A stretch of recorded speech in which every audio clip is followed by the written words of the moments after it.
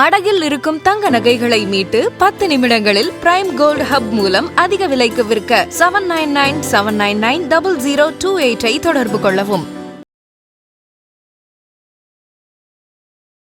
சில பேருக்கு குலதெய்வம் கோயிலுக்கு போனாலே ஆகாது, ஆப்போசிட்டாக நடக்கும். ஒன்று போகும்போது விபத்து நடக்கும், இல்லை போயிட்டு வரும்போது விபத்து நடக்கும். இப்போ இஷ்ட தெய்வத்தை நீங்கள் குலதெய்வமாக மாற்றிக்கலாம் அப்படின்னா, ஒரு சில பேர் குலதெய்வம் தெரிஞ்சே எனக்கு வாராகி மாத்திரம் தான் பிடிக்கும், எனக்கு ஐயப்பனை மாத்திரம் தான் பிடிக்கும், எனக்கு முருகனை மாத்திரம் தான் பிடிக்கும். இன்னொருத்தர் மூலியமா வீட்டுக்கு வாராகி சிலை வந்திருக்கு, அதை அலங்காரம் பண்ணி பஞ்சமி திதி வளர்ப்புற இந்த மாதிரி நாட்கள்ல பண்ண அவங்களுக்கு நிறைய மாற்றங்கள் தெரிஞ்சு குலதெய்வத்தையே மறந்துட்டாங்க. அவங்க 5 கல்லுக்கு சந்தனம் குங்குமம் அதெல்லாம் வச்சு அவுள் பொரி கடலை அதை தண்ணியில விட்டுட்டு கொஞ்சம் போல சக்கரை பொங்கல் அதையும் தண்ணியில விட்டுட்டு அந்த குலதெய்வத்தினுடைய தோஷங்கள், குலதெய்வத்தினுடைய அனுகிரகம் இல்லாம இருக்கிறது, இந்த பில்லி சூனியத்தால பாதிக்கப்படுறது, குலதெய்வத்தோட அனுகிரகம், இஷ்ட தெய்வத்தோட அனுகிரகம் இல்ல வேற தெய்வத்தினுடைய அனுகிரகம் எப்ப தெரிய வரும்னு கேட்டீங்கன்னா, தற்கொலை பண்ணிக்கணும், இது சரி வராது, எல்லாருமேலே ஒரு விரக்தியான மனநிலைமை ஏற்படுதோ அன்னைக்கு அவங்களுக்கு சந்தேகம் வர வாய்ப்பு.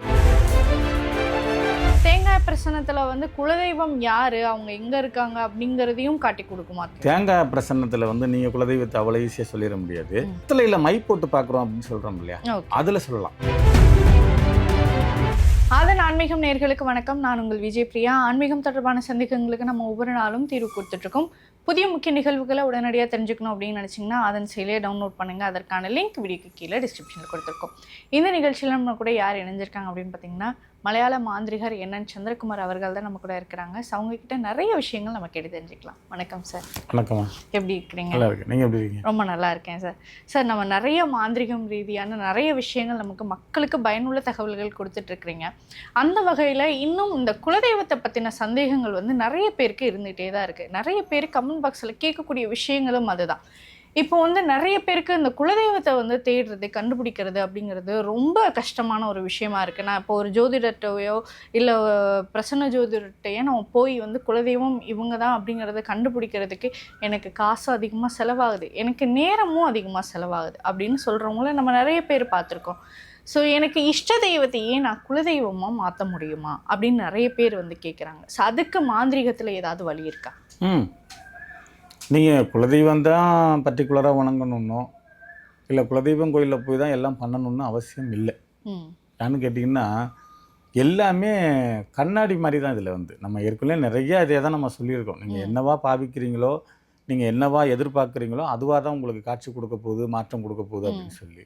ஆனால் இருந்தும் ஒரு அப்பா அம்மாவுக்கு இன்றைக்கி ஒரு 3 பிள்ளைங்க இருக்காங்க அப்படின்னா, அந்த 3 பேருமே ஒரே மாதிரியாக இருக்கிறது இல்லை. மூத்தவர் ஒரு மாதிரியாக இருப்பார், நடுவில் இருக்கிற பையன் ஒரு மாதிரியாக இருப்பான், லாஸ்ட்டாக இருக்கிறவன் ஒரு பையன் ஒரு மாதிரியாக இருப்பான். ஆனால் அம்மா அப்பா ஒன்று தான், கரு ஒன்று தான், ஒரே கருவில் இருந்து பிறந்தவங்க தான். திசைகள் மாறும், வெவ்வேறு மாதிரி மாறிக்கிட்டே இருப்பாங்க அந்த 3 பேரும். தாய் தகப்பன் ஒரே மாதிரியாக இருந்தாலும் அதே மாதிரி உங்களுக்கு குலதெய்வத்தை இன்னைக்கு ஒரு வம்சாவழி வழிபடுதுன்னா, சில பேருக்கு குலதெய்வம் கோயிலுக்கு போனாலே ஆகாது, ஆப்போசிட்டாக நடக்கும். ஒன்று போகும்போது விபத்து நடக்கும், இல்லை போயிட்டு வரும்போது விபத்து நடக்கும், இல்லை வேறு மாதிரி ஏதாவது பிரச்சனைகள் வரும். அது குலதெய்வத்தினுடைய பரிகார நிவர்த்தி, தோஷங்கள் இந்த மாதிரி நம்ம சொல்லுவோம். அந்த மாதிரி இருக்குங்க, நீங்கள் அதை சரி பண்ணிங்க அப்படின்னு சொல்லி. இப்போ இஷ்ட தெய்வத்தை நீங்கள் குலதெய்வமாக மாற்றிக்கலாம் அப்படின்னா, ஒரு சில பேர் குலதெய்வம் தெரிஞ்சே எனக்கு வாராகி மாத்திரம் தான் பிடிக்கும், எனக்கு ஐயப்பனை மாத்திரம் தான் பிடிக்கும், எனக்கு முருகனை மாத்திரம் தான் பிடிக்கும், எனக்கு காளியை மாத்திரம் தான் பிடிக்கும் அப்படின்னு சொல்லுவாங்க. குலதெய்வத்தை டக்குன்னு அவங்க சொல்லிட மாட்டாங்க. ஒரு 1000 பேரை நம்ம விசாரிக்கிறோம், இல்லை ஒரு 100 பேரை நம்ம விசாரிக்கிறோம் அப்படின்னா எடுத்த உடனே யாரும் குலதெய்வம் பேரை சொல்கிறது இல்லை. உங்களுக்கு எந்த தெய்வம் பிடிக்கும்? எனக்கு ஐயப்பனை ரொம்ப பிடிக்கும், முருகனை ரொம்ப பிடிக்கும், வெங்கடாஜலபதி ரொம்ப பிடிக்கும், இந்த மாதிரி தான் சொல்லுவாங்க. அதை நீங்கள் குலதெய்வமாக பாவிக்கிறதா இருந்தால் பாவிச்சுக்கலாம், அதில் ஒன்றும் தப்பே கிடையாது. நான் முருகனை மாத்திரம் தான் கெட்டியாக பிடிச்சிக்குவேன், ஐயப்பனை மாத்திரம் தான் கெட்டியாக பிடிச்சிக்குவேன், வாராகியை மாத்திரம் தான் கெட்டியாக பிடிச்சிக்குவேன் அப்படின்னு சொல்கிறவங்கலாம் உண்டு. இதில் இன்னொரு விஷயம் என்னன்னு கேட்டிங்கன்னா, இப்போ சமீபத்தில் என்கிட்ட ஒரு அம்மா ஃபோன் பண்ணியிருந்தாங்க. ஒரு 3-4 வருஷத்துக்கு முன்னாடி ஏதோ ஒரு இன்னொருத்தர் மூலியமாக வீட்டுக்கு வாராகி சிலை வந்திருக்கு. அவங்க வந்திருக்காங்க, ஒரு கிஃப்ட் மாதிரி பண்ணியிருக்காங்க. அதை அலங்காரம் பண்ணி பஞ்சமி திதி வளர்ப்புற இந்த மாதிரி நாட்களில் பண்ண அவங்களுக்கு நிறைய மாற்றங்கள் தெரிஞ்சிருக்கு. குலதெய்வத்தையே மறந்துட்டாங்க அவங்க. சரிங்களா? அவங்களுக்கு ஃபோன் பண்ணி உங்கள் பேர், உங்கள் அம்மா பேர், குலதெய்வம் சொல்லுங்கள், அப்படி பிரசன்னம் பார்க்கணும் சொல்லுங்கள் அப்படிங்கிற பேர் சொன்னாங்க, அம்மா பேர் சொன்னாங்க, குலதெய்வத்துக்கு பதில் வாராகியை சொன்னாங்க.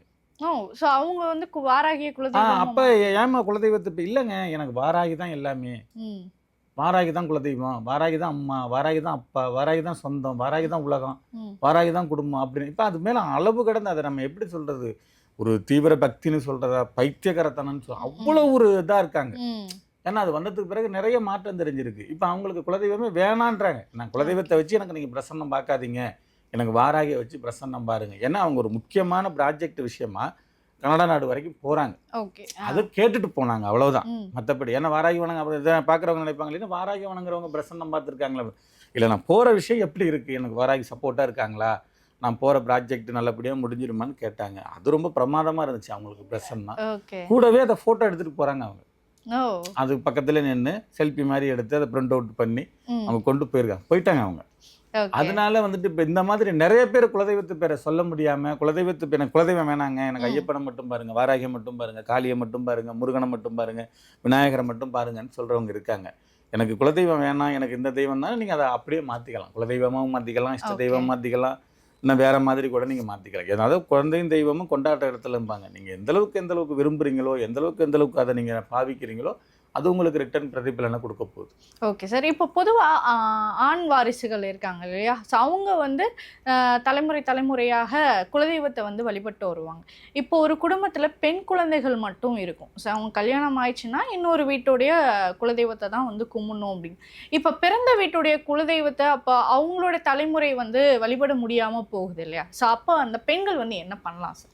அப்படியெல்லாம் ஒன்றும் இல்லைங்க, அந்த மாதிரிலாம் ஒன்றும் கிடையாது. நீங்கள் இன்சியல் மாறும் அவங்களுக்கு. பெண்களுங்கிறவங்களுக்கு டபுள் இன்சியல் தான். ஃபஸ்ட்டு வந்து கல்யாணத்துக்கு முன்னாடி அப்பா பேரை பயன்படுத்துவாங்க, கல்யாணத்துக்கு பிறகு கணவன் பேரை பயன்படுத்துவாங்க.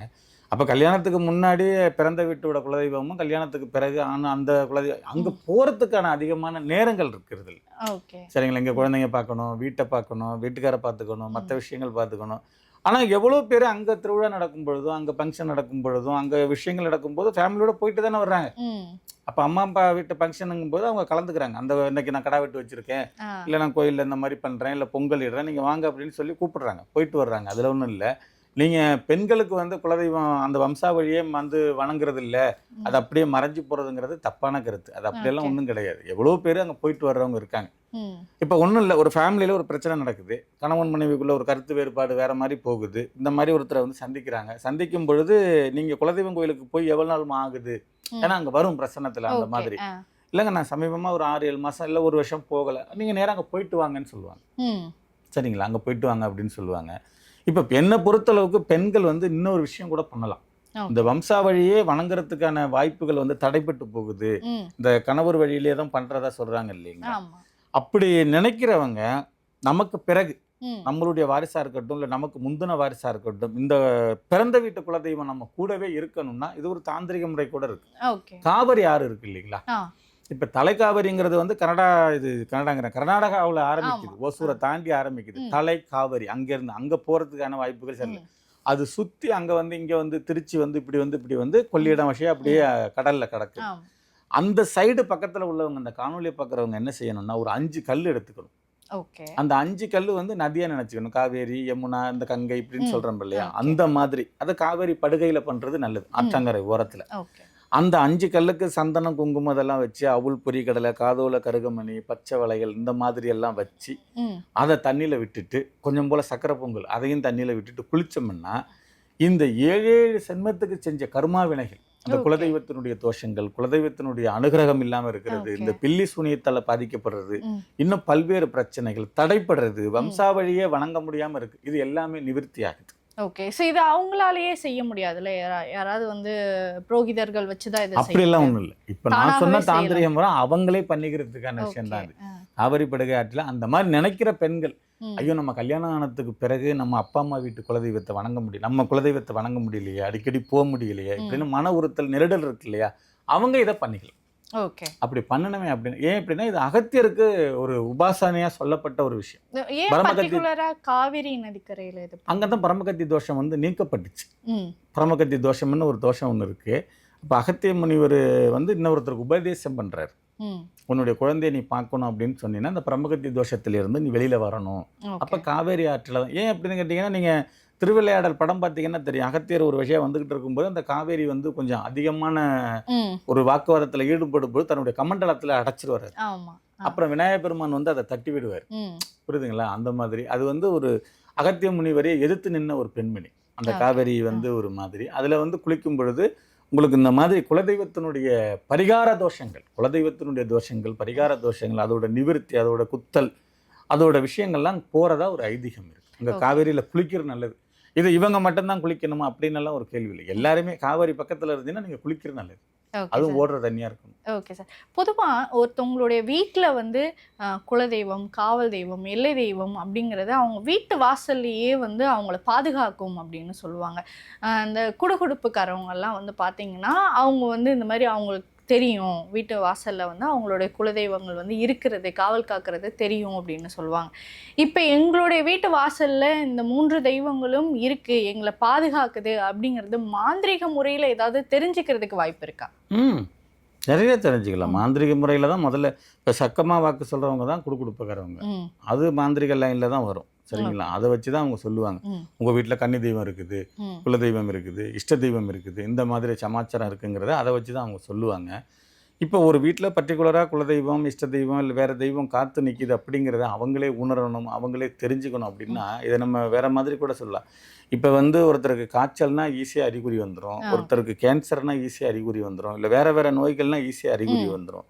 ஆனால் இந்த கிட்னி ஃபெயிலியர் மாத்திரம் வந்து உங்களுக்கு லாஸ்ட்டில் தான் அது காமிக்குமா. முன்கூட்டியே அது தெரிஞ்சுக்கிறதுக்கான இது சில டாக்டர்களே சொல்லியிருக்காங்க. இந்த கிட்னியோட பிரச்சனை வந்து எடுத்த உடனே சொல்லிட முடியாது. அது வந்து ஒரு 60% பாதிச்சு, 70% பாதிச்சு, அதுக்கு எது பெர்சன்டேஜ் கணக்கெல்லாம் இருக்கு, எனக்கு அது தெரியாது. அது பிறகு தான் சொல்லுவாங்க. அந்த மாதிரி உங்கள் இப்போ ஒரு வீட்டில் வந்து குலதெய்வத்தோட அனுகிரகம், இஷ்ட தெய்வத்தோட அனுகிரகம், இல்லை வேறு தெய்வத்தினுடைய அனுகிரகம் வந்து எப்போ தெரிய வரும்னு கேட்டிங்கன்னா, இவங்களால் தாக்கு பிடிக்க முடியாமல் எடுத்த உடனேலாம் ஒருத்தருக்கு பெரிய பிரச்சனைகள் வந்துடாது. அடிமேல அடி கொஞ்சம் கொஞ்சமாக தான் விழுவும்.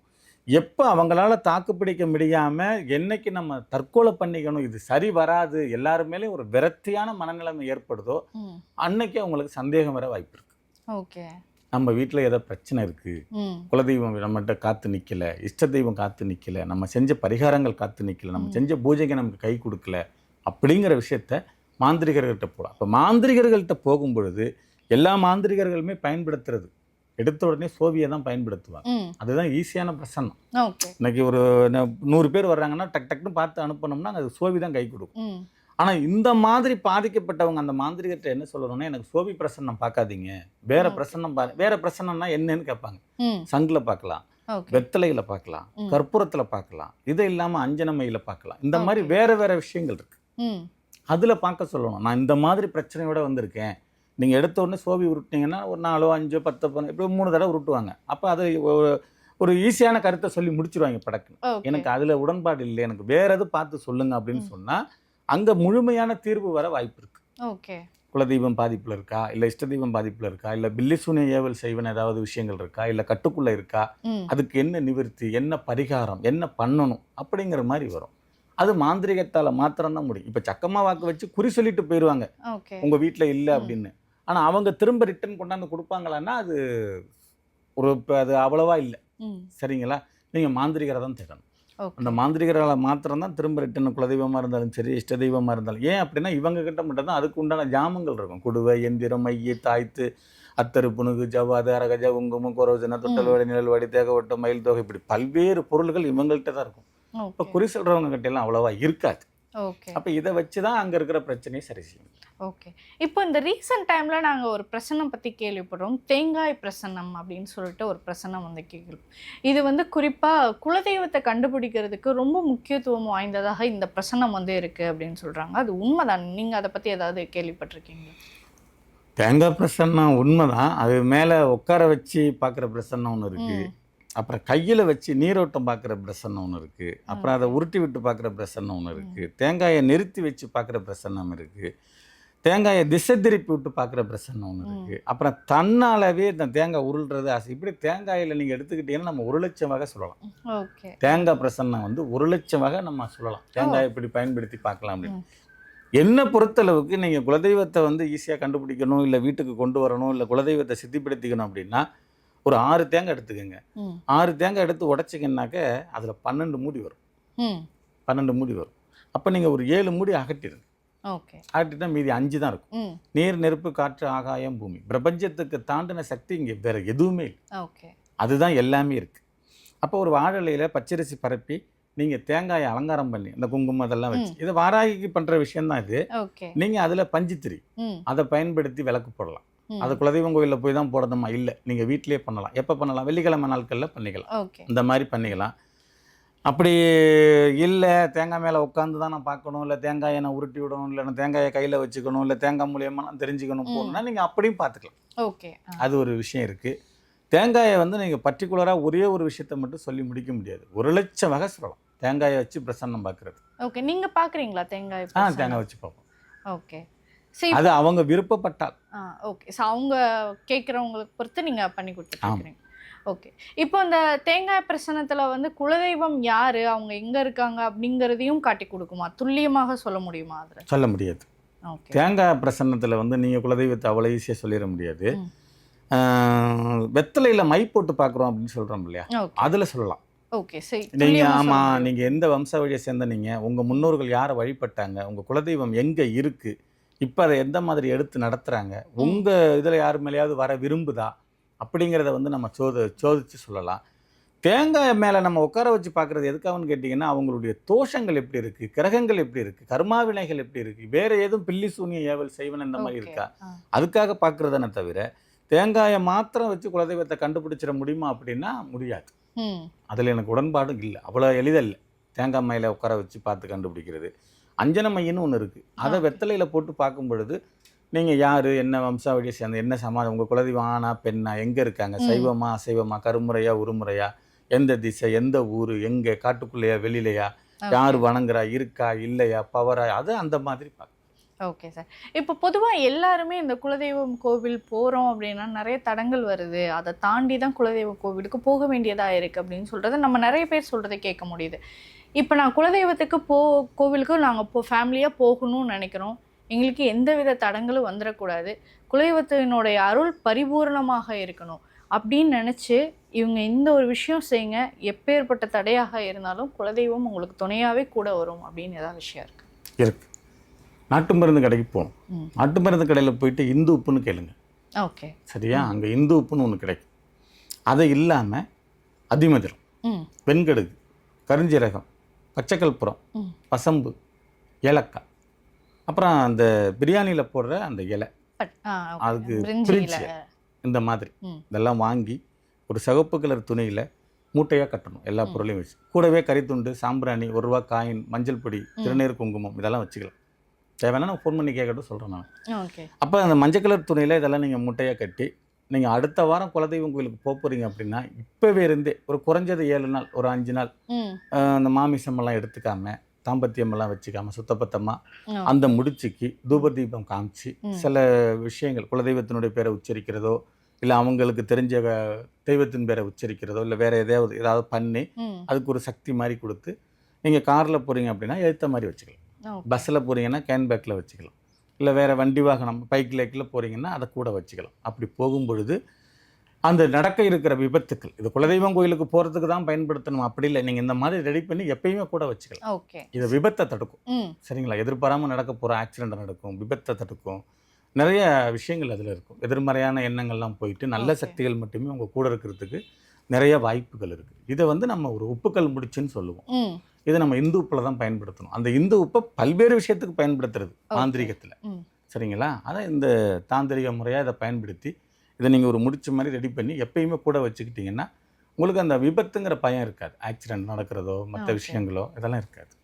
சார், இப்போ நிறைய பேர் நம்ம வந்து ஆவிக கிட்ட பேசலாம், இறந்தவர்கள் நம்மளுடைய முன்னோர்கள் கிட்ட பேசலாம் அப்படின்னு நம்ம நிறைய விஷயங்கள் பார்க்குறோம். குலதெய்வத்துக்கிட்ட பேச முடியுமா சார்? ஒரு சாதாரண ஒரு குடும்பத்தில் இருக்கிறவங்க நான் குலதெய்வத்து கூட சில விஷயங்கள் கம்யூனிகேட் பண்ணணும் அப்படின்னு நினைக்கிறேன். ஏன்னா இப்போ சில விஷயங்கள் குடும்பத்துக்கு வந்து கனவுல வந்து குலதெய்வம் காட்சி கொடுக்குறாங்க, குலதெய்வம் வந்து எனக்கு அடிக்கடி தென்படுற மாதிரி இருக்குது, இந்த மாதிரியான விஷயங்கள்லாம் இருக்குது. இதை வந்து நான் டைரெக்டாக அவங்கக்கிட்டே கேட்டு நான் தெரிஞ்சுக்கணும்னு நினைக்கிறேன். அப்படிங்கிறது குலதெய்வத்தோட பேச முடியுமா? குலதெய்வத்தோட பேச முடியுமா அப்படின்னா நான் முடியுன்னு தான் சொல்ல முடியும், முடியாதுன்னு நம்ம சொல்ல முடியாது. குலதெய்வத்துக்கிட்ட நம்ம பேசலாம், ஆனால் இது எல்லாராலையும் பேச முடியுமா அப்படின்னா அது கேள்விக்குறி தான். எல்லாராலையும் அந்த அனுகிரகம் இருக்காது. எல்லாருக்கிட்டையும் குலதெய்வம் வந்து பேசுறது கடினம்.